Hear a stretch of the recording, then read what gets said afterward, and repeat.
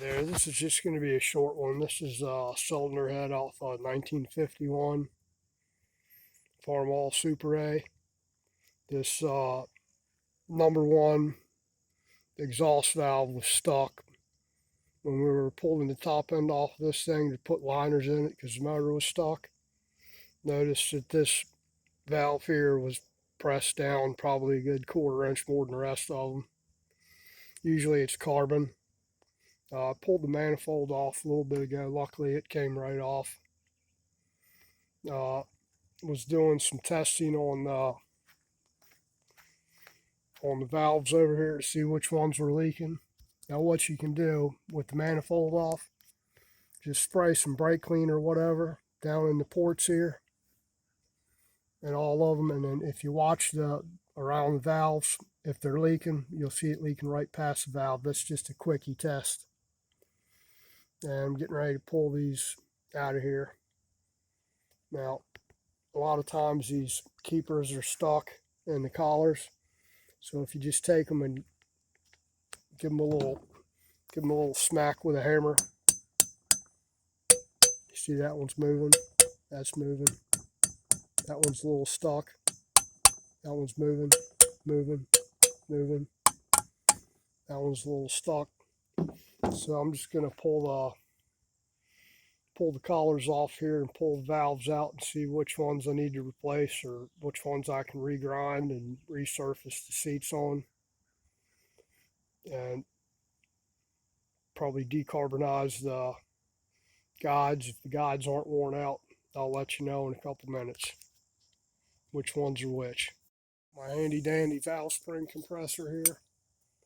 I've had this one here for over almost 40 years. Done a lot of cylinder heads on this thing. A lot of valve springs, and it's still good and sturdy. A lot of these things, the rivets are worn out on. And this one still works. I've done some heavy duty springs on this thing. And these little tractor springs are weak compared to what I've used them for. I'll tell you what, I've done these things with a good 400 or 500 open pound pressure on them. Just try not to lose the keepers here. I think the last time I used this thing was on a Harley head. That's mostly what it's done.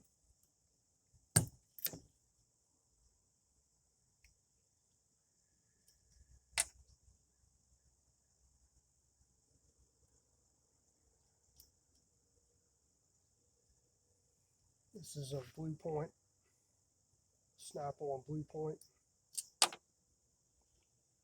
spring compressor.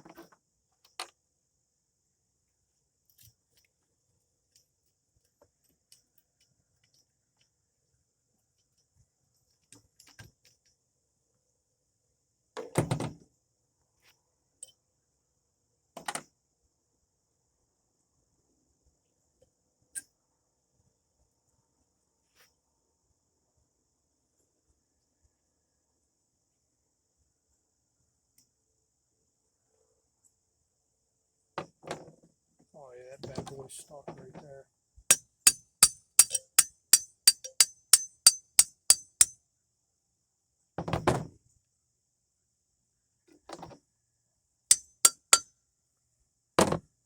Now this one isn't that bad. Sometimes on the tips of the valves here where the collars ride, if it doesn't pull right through the guide, this one's not pulling through because it's carboned up. We know that.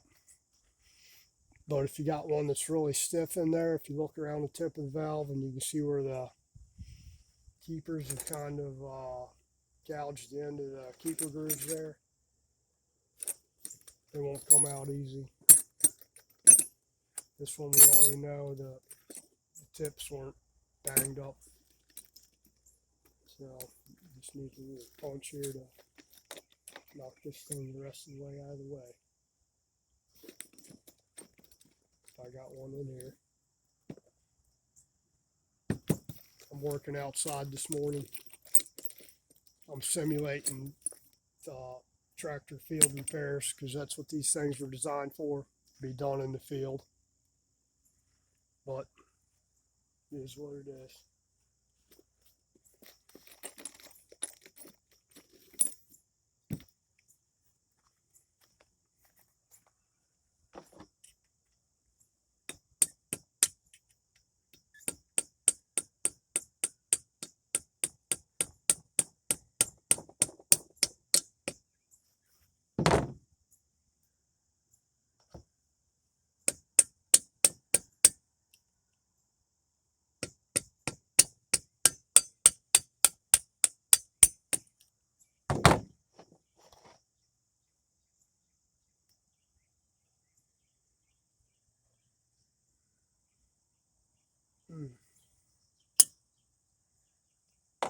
And that's our valve there. And you can look for galling on this thing, on the stem. Got no galling. Tip's not torn up.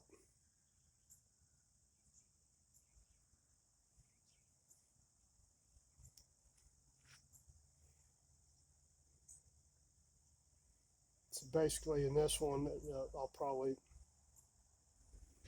the head of the valve don't look bad at all. I'll run it through a grinder a buddy of mine's got, just to make sure it's concentric.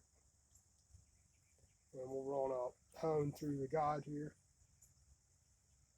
to get all the crap out of it. And measure the springs, see what we got there.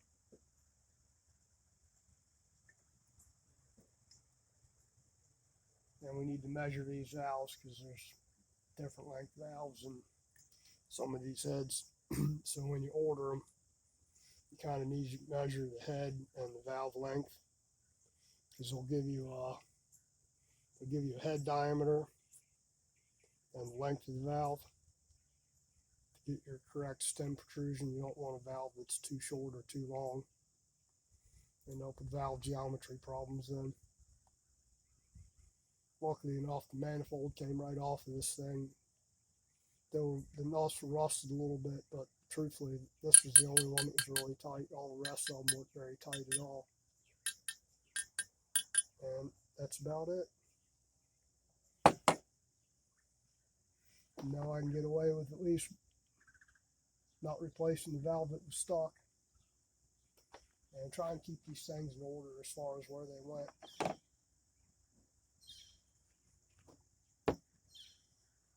Let me pull some more. Pull this intake off of here.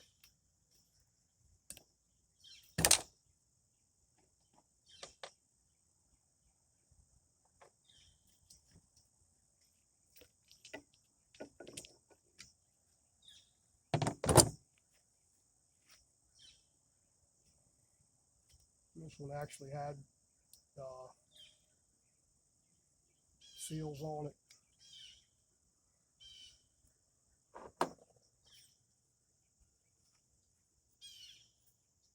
And if you give it a wiggle test there, you can see that it's wiggling just a little bit.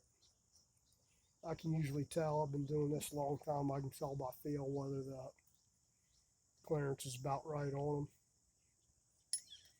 That one feels all right. See, head of that one looks decent too. I tell you, they don't make stuff like this anymore. Stuff was built to last, heavy duty. Again, you're gonna look at the valve stems. And usually what I'll do is I'll polish the stems on these things. This one's got a little bit of carbon on it right there. If you get nitpicky about it, you can take and mic these stems to see. You want to look at the heads, see if you've had any contact anywhere. But mostly look at the valve face there. You're going to look for divots or concentricity, if it's actually still round. Like I said, I'll probably run these through a valve refacer just to make sure. But overall, it looks like you can probably get away with just cleaning the guides out. and maybe just lapping them back in. Seats look halfway decent, at least on those two, or on the intake it does. The exhaust is covered with damn carbon, so you're going to want to decarbonize these. And after you're done lapping them in, you can do a leak test too. Just solvent. Solvent works better. Water is not that great. You can do it with water, but solvent's a little bit better. And the testing balls you're going to do when you're done, you're going to clean everything off. Seat them like that. Just fingers, not even holding it. Just slam it like that. Dump your solvent down there and wash around the valve for leaks. You should be able to get like a 10-second test. If you just do it with light hand pressure with your thumb like that, 10 seconds. Then it shouldn't leak anywhere around it, any solvent. If it does, go back and check the seat again. You might need to lap it a little more. Now, we're not doing a performance job on this thing because they didn't have that shit back in. And if you want to check it, you can see where this one is riding. Modern stuff, I'd do probably 45 thousandths thickness on the intakes, just about a third of the way down the valves where you want your contact patch at. On the exhaust, you want at least 1/32 past the edge of the valve there on the exhaust.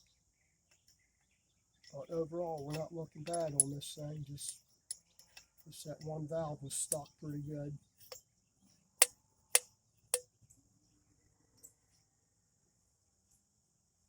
I know I'm not going to replace all these valves. If you're going to replace them,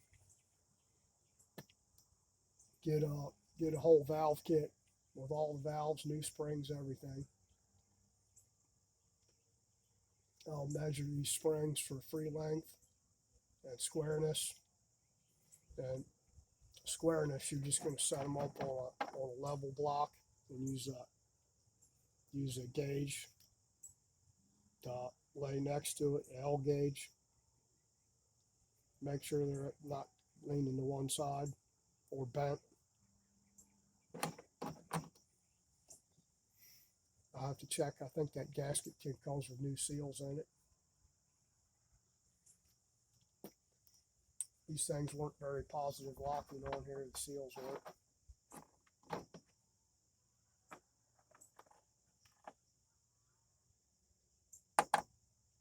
And you're going to look at the tips too.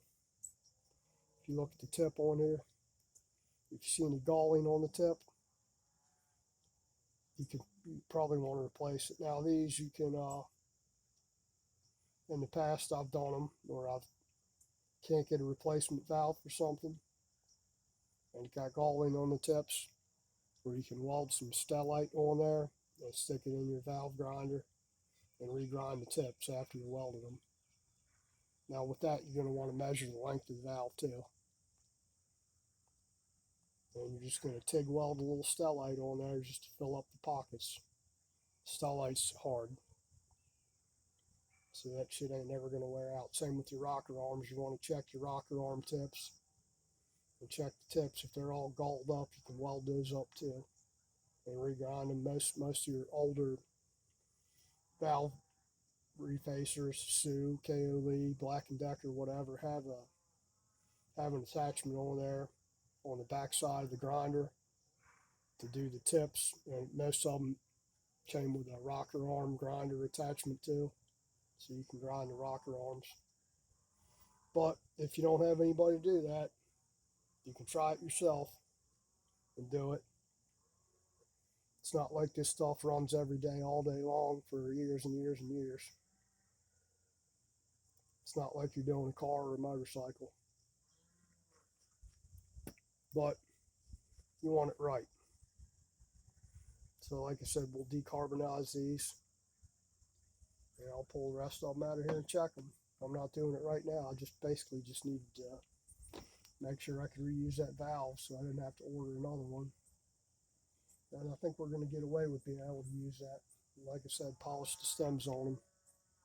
And I'm waiting on sleeves and pistons and gaskets for this thing.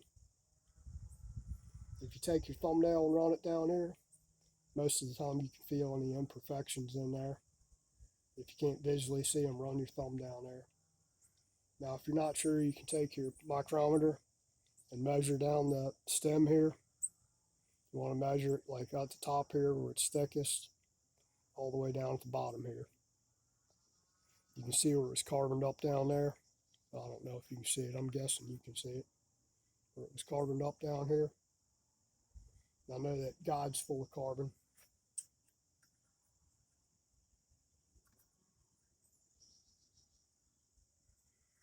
I might run a reamer down there to cut that carbon out, or just try soaking it and run my ball hone through there. I think I still got ball hones here somewhere, the little teeny valve guide ball hones.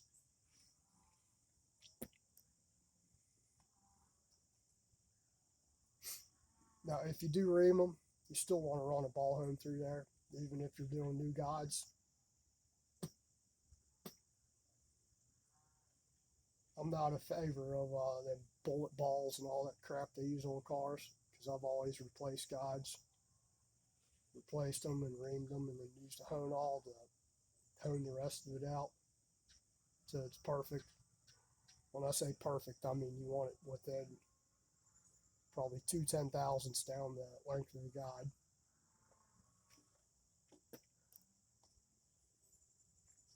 But we should be good on this. All right, that's it for this. Now I'm just waiting on the rest of my engine parts for this thing. We can go back together here. Probably have it done within the next 2 or 3 weeks. Done and running. So we can get paid. All right. Thanks, guys. If you like my content, subscribe, share, like, comment, all that jazz. Hit the notification bell. Appreciate it. All right. Let's go to Napa and pick up some stuff. Bye-bye.